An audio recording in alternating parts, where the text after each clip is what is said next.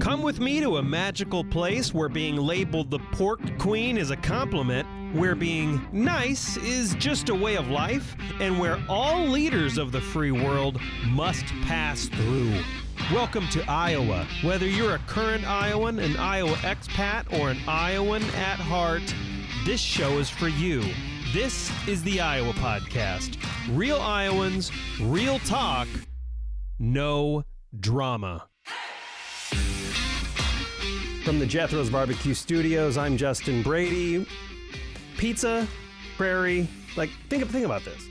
You want your kids, you want the family to understand more about where their food comes from, right? You want them to understand and love the state that you love, Iowa. But everybody has pizza night too. What if we could combine all those things into one thing? What if we could do that? Is this heaven? I'm not even going to finish it. I'm not even going to finish it, but you can finish it. All these things are colliding today on the show. We have Debra Houghtaling in here to talk about pizza on the Prairie. It's a real thing. Thanks for coming on the show. Thanks for having me. So it's legit pizza. It's like the oven-baked. It is legit, brick yes. oven kind of thing. It's on a prairie. You bring your own chairs. You bring a blanket or something. It's a real thing. And so we're going to expand on the whole thing. Where is it? How can you participate? What the heck is going on? All the ingredients are probably more local than you're familiar with, which is a good thing. But let's start broadly, which is, what is this? What is this thing? What's the vibe? What is pizza on the Prairie? And then we'll get into ingredients and food later. Sure. But give us the overall vibe.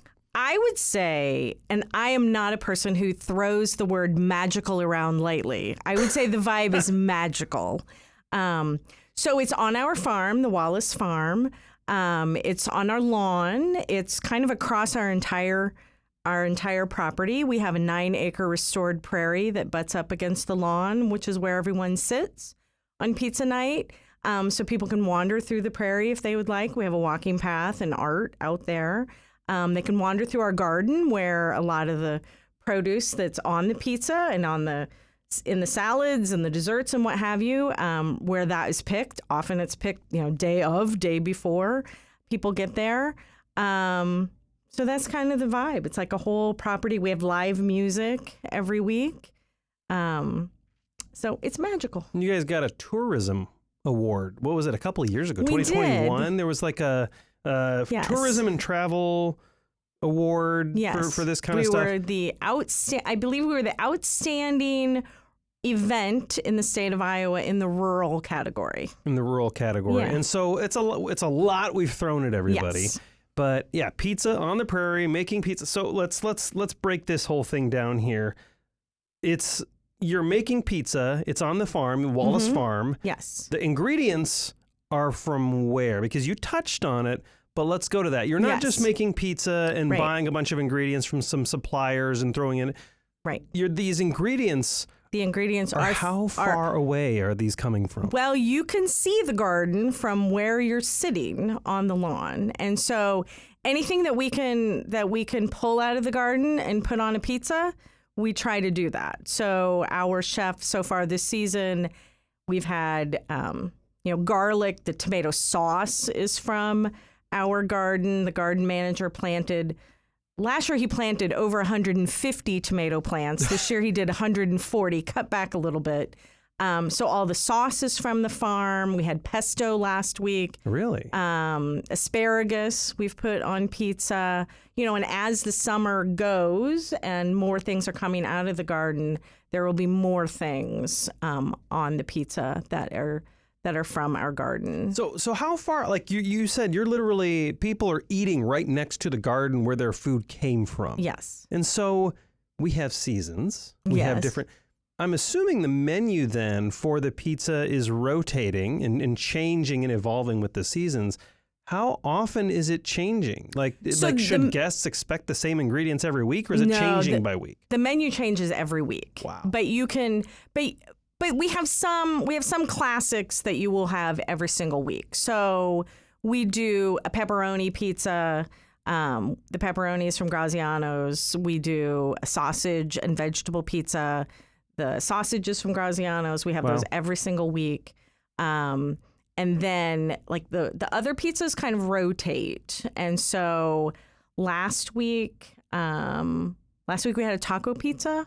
And then the week before we had, I think, a chicken and asparagus pizza. And so it really just kind of depends on what's coming out of the garden. So, so far this season, our first night was May 30th. We've featured a lot of asparagus and a lot of rhubarb because early in the season, that's what's coming out of the garden. And then, as it progresses, we will have, more peppers and more zucchini and, all sorts of other eggplant, all sorts of other things that are coming out. So our garden manager picked, and a couple of volunteers picked 140 pounds of cherries this week. So starting next week, cherries will show up on the menu.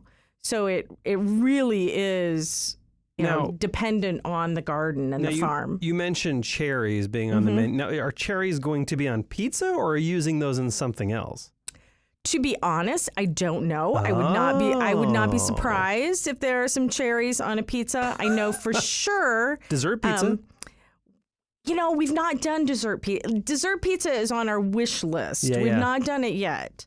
Although good chefs pull off sweet fairly well, like savory, sweet, and salty. Absolutely, yes. But we do a house cocktail every week that has fruit that came from the farm. And so far this season, it's been rhubarb every week. I think I've already been told next week it's going to switch to some variation of cherry, and that'll probably carry for a while until something else new is coming out of the garden or the orchard. I mean, so we live in this era now, you're familiar with this, where parents are dealing with kids on screens all the time. They want to get out, they want to do activities. They do want to teach people about Iowa and agriculture, but it's really not the easiest thing to do. Like, what are you supposed to really do? Take them out into a field and say, here's agriculture? And so is this kind of what you're providing? Yeah, I mean, there's definitely opportunities to walk through the garden. We have some signage in the garden that talks about things. It is a fantastic place for families, like very multi-generational. So, we'll have parents, grandparents, kids. We had a lot of kids last Friday night, and they were all standing by the musician dancing. And so it was really fun. And it's a big event for us, but relatively it's not a huge event. So we have about 120, 125 adults per evening, and that the order times are spread out from 5 p.m. to 7:30. It never feels crowded, and we've got games. We have a giant checkerboard and a giant Connect Four and whatnot. And so kids can just kind of run around. I mean, you can see them from the yard. So I just like the name Pizza on the Prairie. Tell me a little bit about the oven that these pizzas are coming out of. It's not just like throw it in a normal like commercial oven. It is a brick kind of thing, right? Yes. And so we don't need to spend a ton of time on that, but I think it's interesting. So we started with this was kind of an experiment. We were like, what could we do to bring more people to the farm and use more produce that we make? And it's like, pizza could not be a better vehicle to deliver vegetables and produce to people. And so we bought a relatively small oven, and it was shipped to us from Italy. And we went through, I think, 4 seasons just with this small oven. And then last year we got a second, a little bit larger oven. Again, really? it was made in Italy and was shipped to us from there. And so we have them in. Sometimes people think that we have a food truck, but we have a trailer that really is just kind of a pizza housing unit, and the tables and storage and things like that for it. So it's only on the farm. Like, we don't take it. So it's this anywhere bizarre else. Collision. Wallace Centers of Iowa has this bizarre collision of like Iowa agriculture and Italian style pizza. Did I get that right? Well, yes. I mean, it's kind of a cracker crust, so it's not, like a super doughy crust. And to be honest, like the feature is really on the toppings and what's going on top of the pizza. No, it's all scratch, right? Mm-hmm. All in-house, all scratch. Mm-hmm. Like we said earlier, all the produce is coming from local. The meat's coming from local. All scratch, all high-quality stuff. Now, it's really fascinating. Basically, people just come. It's every Friday, and people come, just set up their own stuff, and order a bunch of pizza. Mm-hmm. Yep. That's awesome. We start basically June through September. We started May 30th this year, and we'll go until the last weekend in September. I think we're going to try to do the first Saturday, like during the day in October, as a see if we can get folks to come out in October. So yeah, I mean, it's nice to have everything scratch and local, because people are getting more and more concerned with like preservatives and getting more concerned with how far their food is traveling. Right. You probably know this, but the longer a vegetable has to travel, and there's like I'm not a sciencey guy, but the longer a vegetable has to travel, generally the flavor's worse. Oh, right. Well, I mean, they specifically breed is not the right word, develop varieties of hybrids of tomatoes that they're developed for transportation, not for taste. Right. Because tomatoes are very fragile. Good tomatoes, heirloom tomatoes are very fragile coming out of the garden. That's true. So, I mean, ours never, maybe they're put in a bucket in the back of our gator. That would be the only transportation from the garden to our barn where we store everything. So it's not in your head, is what you're saying. It's not in your head that the tomatoes that come out of your garden just taste so much better than the ones at the supermarket. That is a thing. That is a real thing. Yes, it is. It is intentional. It is intentional. So this is all like, the event is cool, and that's how I learned about Wallace Centers of Iowa, is through Pizza on the Prairie. But a lot of people learn about and Wallace so I was Centers like, of Iowa. Pizza on the Prairie, cool, at Wallace Centers of Iowa. What is Wallace Centers of Iowa? Where's the pizza connection? I don't know that there's really Not entirely a pizza connection. But I'm like, what is Wallace Centers of Iowa? So we are a historic site. We have two locations. We're a nonprofit organization. We own two properties that were owned by the Wallace family of Iowa. So they would be the Wallaces of Wallace's Farmer Magazine. They would be the Wallaces who started Pioneer Seed Corn. Henry C. Wallace served as Secretary of Agriculture. Henry A. Wallace served as Secretary of Agriculture and Vice President of the United States. So there's a storied history there, and I check everyone in, and if I couldn't even count the number of people who come down the sidewalk. We have a large sign that's that talks about the history of the family, kind of right next to the parking lot, and people will come down the sidewalk and they'll say, "I didn't know what this place was. Like I just knew we were coming for pizza." And it's like, yes, you are coming for pizza, but you're also coming for pizza on a historic site. And we have signs around the property that talk about the Wallace family legacy.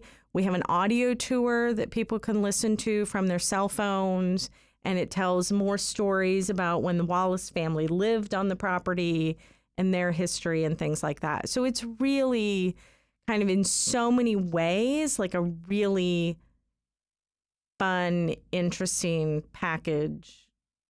Great way to spend Friday night. The sunsets from the farm are unbelievable. So I know, whenever you get those unobstructed sunsets, yes, those are just so cool. Yes.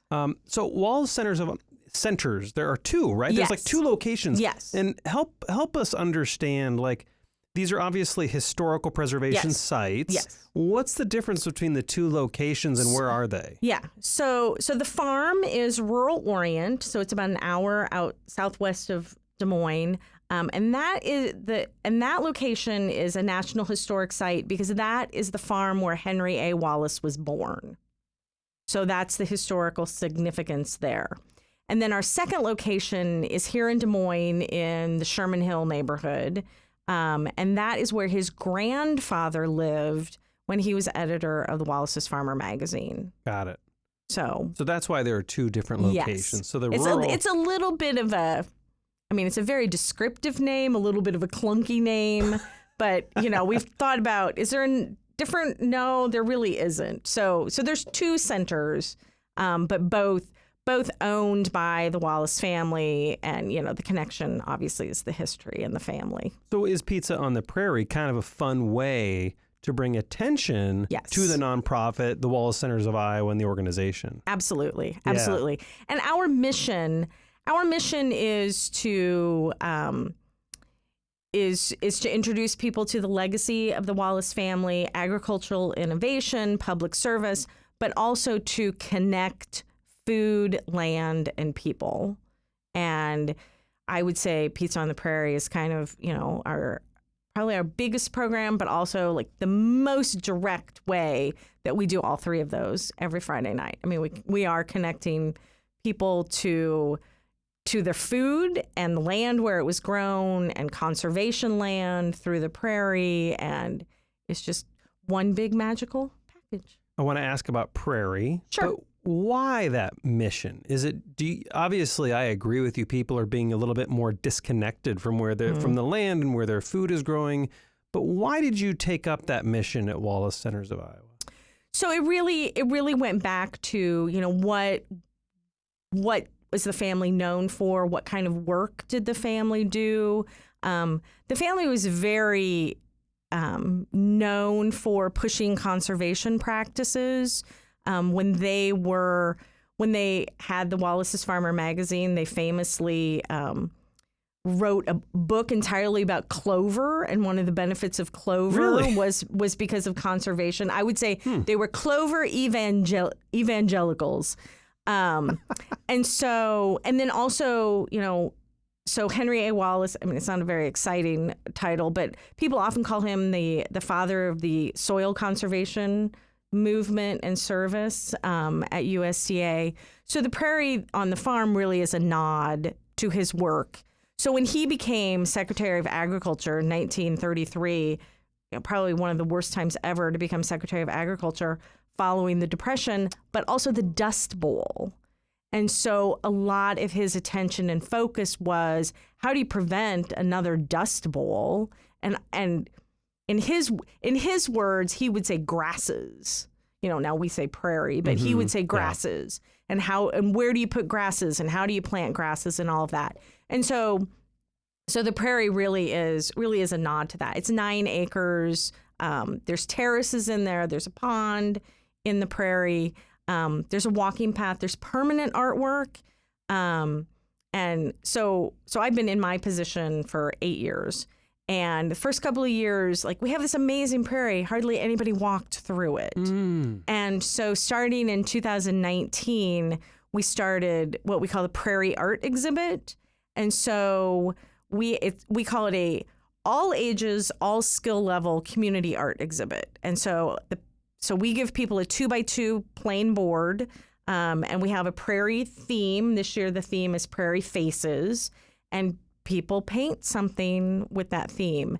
And so we have more than 75 boards that are hung along the prairie path. And, our artists were from 3 to probably 83. And you see a little bit of everything. And probably 75-80% of the people who come to Pizza on a Friday night walk through the prairie. Really? Wow. And so, it really, the Prairie Art Exhibit, more than anything, has kind of pushed people to get out into the prairie and experience that. And it changes, just like the garden changes all summer long, the prairie changes all summer long as well. I mean, it's different, different flowers are blooming. It looks very different. Like right now, it's, kind of maybe the whites and the pinks and pale lavender flowers.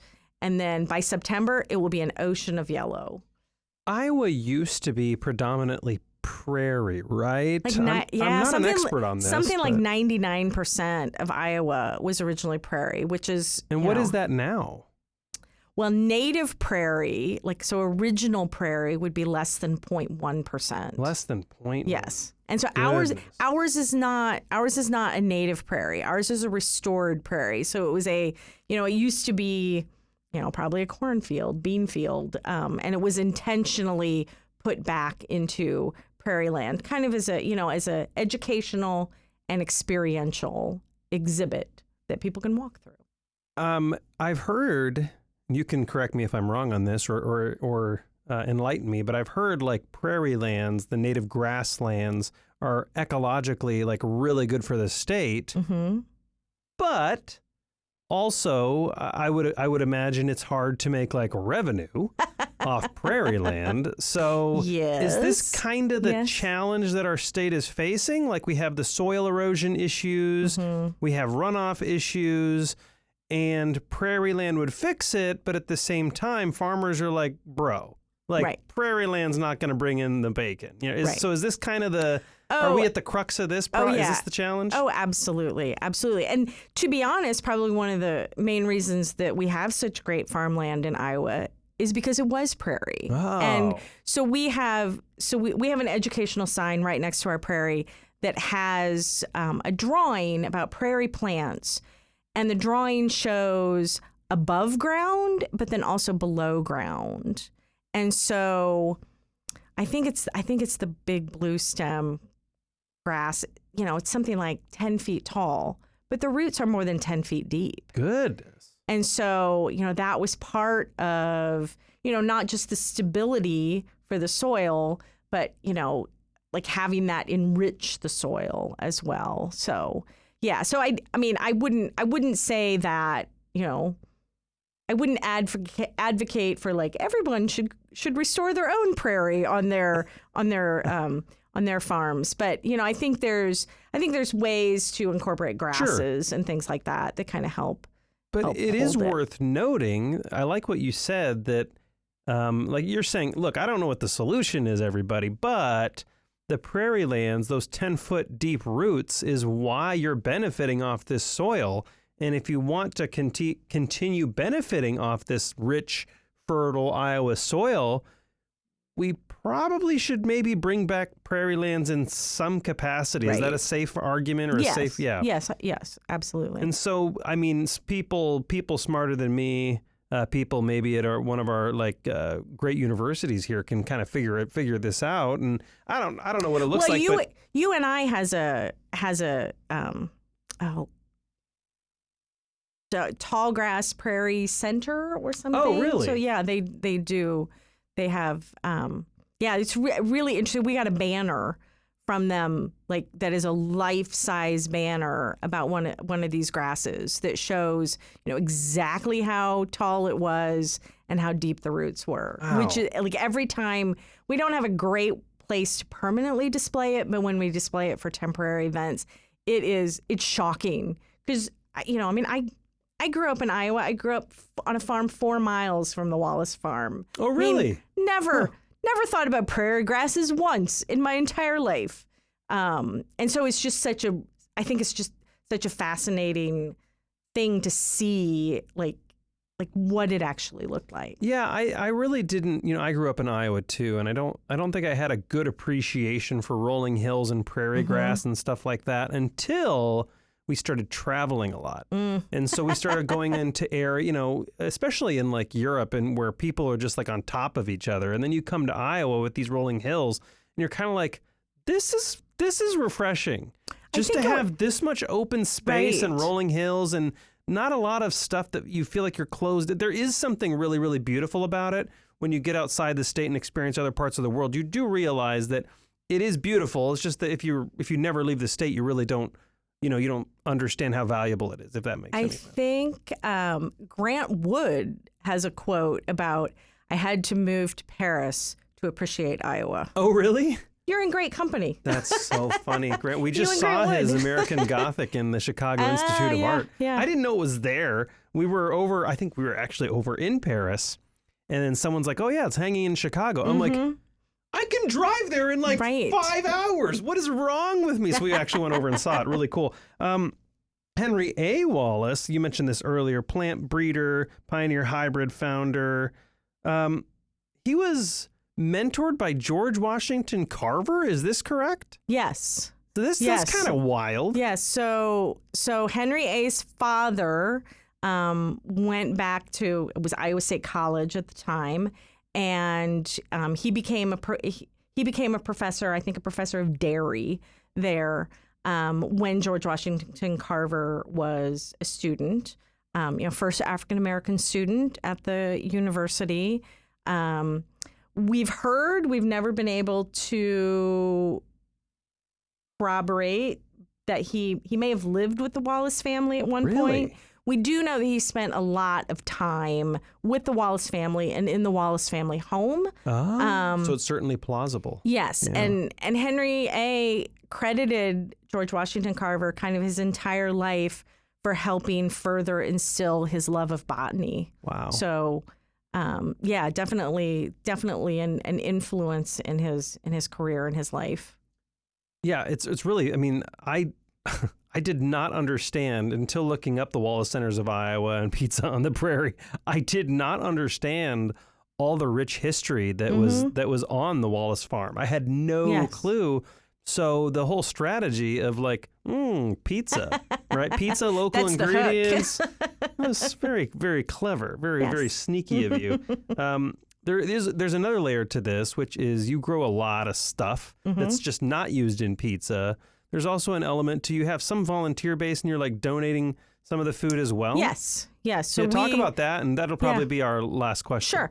So we set aside a specific plot. We call it the Garden for Good. And we plant sweet potatoes because we talk to multiple food pantries, food programs, and their advice was that sweet potatoes are, used across a great deal of cultures and very nutrient dense. And so we plant the plot with volunteer help. We just had a group from Meeks come down and plant, and they were fast and efficient. And then this fall we'll have other volunteers come back, maybe the same ones. I hope they enjoyed their time. Planting is probably a little bit easier than harvesting. But then we will donate all those sweet potatoes to food pantries and food programs. So let's roll through it once more, just for those listening. It's Pizza on the Prairie. It's kind of northeast to Orient, Iowa. It's every Friday. And it's the family. You just sit there and eat pizza and listen to music. The pizza comes out of an Italian oven. Wander around the farm. Ingredients come from right next to you. What's the website? How can people learn more information about this? So our website is wallace.org. It is a reservation-based system. So, we have about 125 reservations per night. The reservations open up, I think, 2.5 weeks before each evening. We also have a wait list because inevitably, life happens. Somebody drops off. So people can call the farm and ask if there's room on the wait list and whatnot. And so that's how it works. Excellent. Debra Houghtaling, CEO of Wallace Centers of Iowa and Chief Pizza Nerd for Pizza on the Prairie. Absolutely. Maybe. Absolutely. I don't know if we can call you that. Evangelist. Pizza evangelist. Thank you so much for coming on the Iowa Podcast. Thanks for having me.